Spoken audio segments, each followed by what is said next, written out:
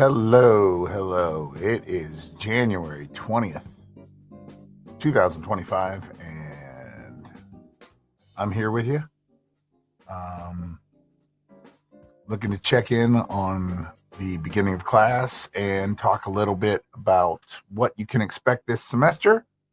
Those of you who've been checking in with Neuro-Affirming discussion hour for the last couple weeks might see a little bit of a change, but this is just to help out some of the students in my college class that check in every week, and just to show them a little bit around the class that they're taking. So if you need to, you can skip ahead to get to the fun stuff.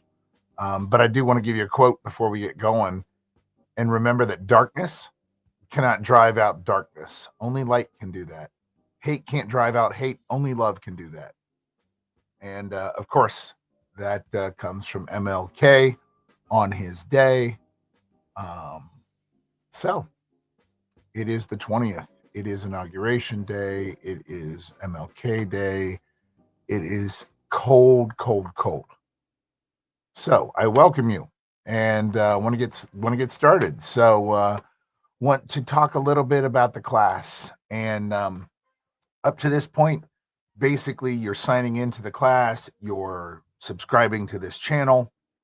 In a little while, I'll be giving you a question to answer for participation this week.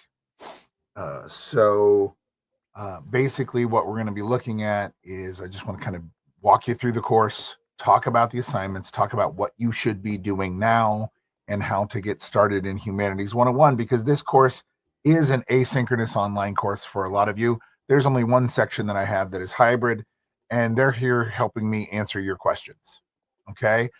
They don't check in on these YouTubes because they get to see me live and in person on Wednesdays. I will be broadcasting some of those Wednesdays and some of those lectures so that you can benefit from that, just like they can benefit from this. So kind of being a couple different places. So I just wanted to basically present for you and present the course and show you kind of a little bit about how you can navigate the course and what to kind of expect. So what I have here is the kind of landing screen for Google Classroom when you sign in. And again, students have been emailing me and they've been saying, I have a hard time logging in. And it's because they have security settings on whatever email they're using that doesn't jive with the Google Classroom settings that I have. I have opened mine up on the end of the students, close them down on the end of anybody else getting your information. But the problem is sometimes you don't have those open on your email. So you may have to use a different email to sign in. But once you do, you have access to this course. You click on here, and this will take you to the Humanities course. And you'll see that there are weekly announcements. Usually I'll post things, remind you, like the post about this live, and I linked you to the YouTube channel, showed you everything kind of around. But you basically have these three tabs here: stream, classwork, and people. And those are the tabs that you're really going to work with. And you're really only going to work with stream and classwork. Okay. And maybe this meet if you decide. But if you click on classwork, what you're going to see is the various information that's established. In the gray pieces are resources. The purple pieces are assignments, right? So information, or the assignment sheets for the individual assignments. And so if you look at what each kind of section has, it will have all of the information that you need to understand the class, right? That's what this welcome intro is, and you can view the materials here and see it in real big. Okay. But you can also, I'll go back here, you can also see the social links. I've got rubrics, and I even have resources on how to succeed in online classes, and how to upload videos. If you don't understand Google Classroom, here is the place. I even have the link to the Google Classroom help. So this is where you say, I want to mark my assignment. I want to mark my assignment complete because I emailed it directly to Doc. But it's not showing up so on Google Classroom. This will show you how to do that. So I've provided the links for you. These last two are general links about humanities. So I have this intro to cultural analysis with both some readings and some videos, and the Why We Study Humanities, which again has some readings and some videos.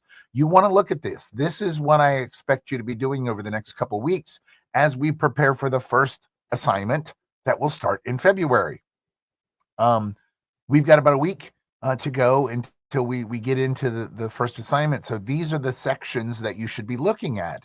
And what I kind of want you to answer this week is here down in the chat, is which of these two, Intro to Cultural Analysis, these videos that are here, or the Why We Study Humanities, which one of these videos from these two sections are your favorite and why? And the great thing about this is these videos are linked in YouTube. So you can link them there and you can say, this is my favorite video and this is why. So that's the question for this week to get your participation. I only gave it to you 7 minutes in. Look at that. That's so awesome. But you also have these assignments, okay? And I'm just going to show you the first assignment because that's what we're going to be working on here coming in a week. So if you click on this first assignment and you click view instructions, what you're going to get is you're going to get some prompts about uploading your work, but you basically are going to get the rundown of what's expected here. An explanation, the questions, and then this is a video project. I'll be posting, and I already have posted on this channel, some examples of this project, the Turing test, prove you're human. I've asked the questions with a few people. Some of your classmates have made their videos public. If you look at this channel, you will see them posted here. But you'll notice that right here, there's this mark as done. So regardless of whether you email it to me or whatever, I can mark this as done. And so that I know on my end it's done. And then I know as a teacher that I'm going to be checking for some work, right? I know to look for that work. I have students that don't turn in anything.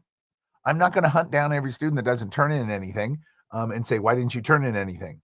That's what I would be doing with my time instead of grading. But to turn in your work, you simply click add or create. And notice that you get this list. So you can create a new or you can add. I highly recommend you creating your slides, your Word document, your PDF, your video, and you save it in your Google Drive. Save it in your Google Drive and give me access. That way you keep your intellectual property, you keep your access to your work, and you can rescind that access after the end of the semester. You keep all your files. I lose access to them. All I need is your grades, right? And so then you can also make a little comment to me. You could make a comment to the class, and then you could turn it in, okay?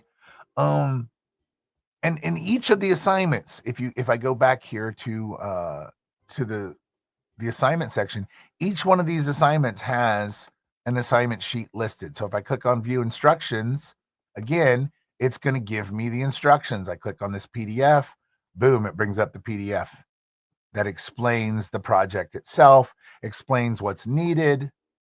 I type out the project, wham, bam.